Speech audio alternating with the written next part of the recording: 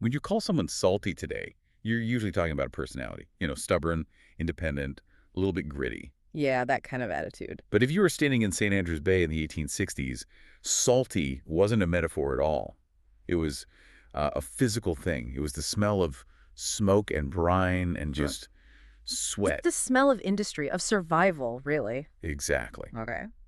So today on the deep dive, we are continuing our journey through the stories of St. Andrews. We've just finished up with John Clark's arrival in Chapter 2, and now we're opening up Chapter 3, the story of salt making. And this story, it really flips the script on what people think St. Andrews is. It really does.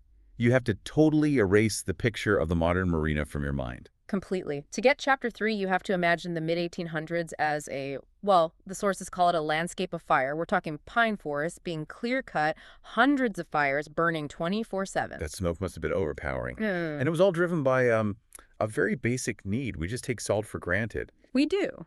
But in 1862, salt wasn't for seasoning your food. It was the refrigerator of the 19th century. That's the key. That's the context we need. Right. There are no coolers. If you want to keep meat or fish from spoiling in the Florida heat, you have to pack it in salt. And it went beyond just food, which was something that surprised me. I was looking at Confederate supply lists. They were desperate for salt to tan leather. Exactly. That's the military connection. No salt, no leather. No leather means no boots, no harnesses for the artillery horses, no belts to hold up your pants. It's that fundamental.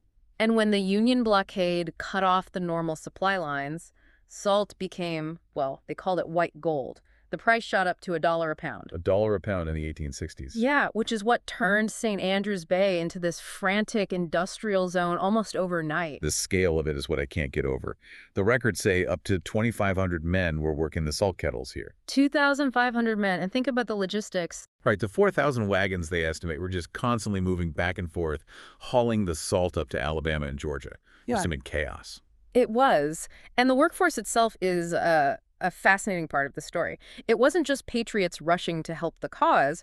You have to talk about the salt exemption. The coal. The loophole, exactly. Yeah. The Florida legislature basically said if you worked in salt production, you were exempt from being drafted into the Army. So you get this strange mix of people, guys genuinely trying to supply the Confederacy. And guys who were, let's say, less enthusiastic about fighting. The governor at the time even called them lazy loungers, though I doubt they were lounging much. The work was brutal. And it was incredibly visible, the Union Navy ships. They wrote about seeing a glare in the heavens. They could see the glow from miles out at sea, hundreds of fires all along the coast, burning all night long. It was a giant neon sign that just said, "Target here." Which they knew. They knew they were a target, and the ingenuity that came from that is just... It's wild. They were cutting steamboat boilers in half to make boiling vats. Anything that would hold water. Steamboat boilers, yeah. They even sawed the big iron harbor buoys in two and used the halves. Just scrappy improvisation. But that can only get you so far. This whole thing became a cat-and-mouse game with the Union blockade. A relentless one. Ships like the Albatross and the Restless would just sail in, smash everything they could, and then leave. And the destruction. I mean, the numbers are staggering. In one raid in December 1863, they destroyed 290 separate salt works. 290. And over 500 kettles. Dozens of buildings. The Union commander estimated the damage at something like $3 to $6 million.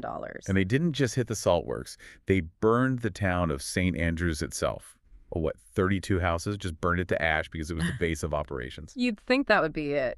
Game over. But this is where you really see that salty spirit. Yeah.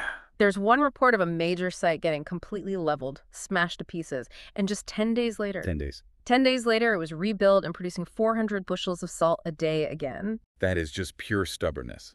But in the end, it wasn't the Union raids that killed the industry. No, it is economics.